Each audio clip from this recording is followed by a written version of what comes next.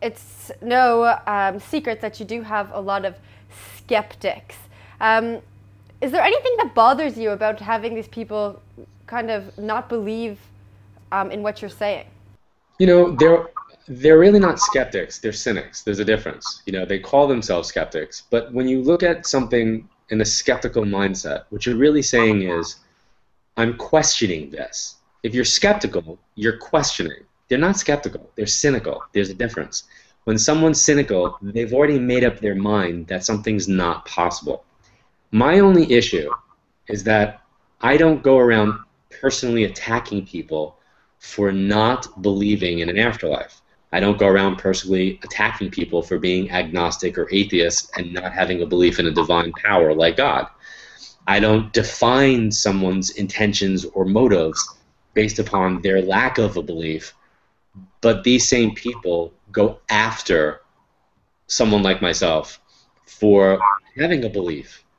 And it's a weird thing. So I recognize, and I say this openly, I think these people are unstable on some level emotionally. I think there's an unstable aspect to their personality, and somewhere in their life they have lacked love and are resentful of people that are looking to connect with that.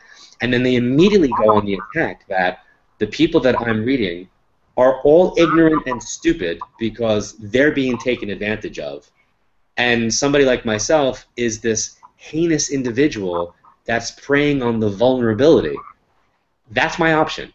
That's option number one. Option number two is I'm crazy. So those are my two options if we come from that. So I've never really cared, honestly, until my kids became of internet age. So when you have an 11-year-old child and you have to say, listen, don't Google your dad's name because there's some really nasty crap written about him. You know, I don't want that to affect you in a negative way. Not that it's going to affect him, but it'll make him feel badly for what I have endured. All that being said, I will gladly 100% walk into that firestorm of negativity to be that conduit for a parent who's lost a child. Bring it on. Because if I could shine a little bit of light in a dark place in someone's life, then all those attacks are absolutely 100% worth it. I want to touch a little bit on something we touched on just before this, and that is the afterlife. Do you believe in heaven and hell? It's so funny because as soon as you define it in heaven and hell, we're now defining it with religious undertones. Yeah. And I've kind of, full disclosure, I'm Catholic. I'm raised Catholic, so you know, I jokingly say my grandmother took me to church every day, 7 days a week, up until I was in first grade. Every single day? Every day until first grade. You never saw a kid who was so happy to go to school. Seriously. And I mean, she changed it up. We had 3 different churches in the town, so it was like St. Rocco, St. Patrick's, or St. Hyacinth's. But I had a very religious upbringing as a child. That being said, I'm not into the organization of religion. I am the person as a child who questioned everything and always needed answers. You know, so I get being skeptical because even though I was taught to have a faith, I was taught this is my religion, this is what your belief's supposed to be, and you're not supposed to question it, I was that child. Like, I questioned everything. So I kind of look at this world in terms of energy. So I don't define things in terms of religion, which would be heaven and hell.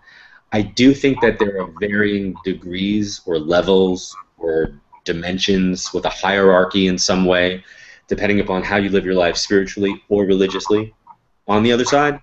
But I can't say there's a heaven and there's a hell. I could say that maybe the higher the level might be considered the heavenly vibration.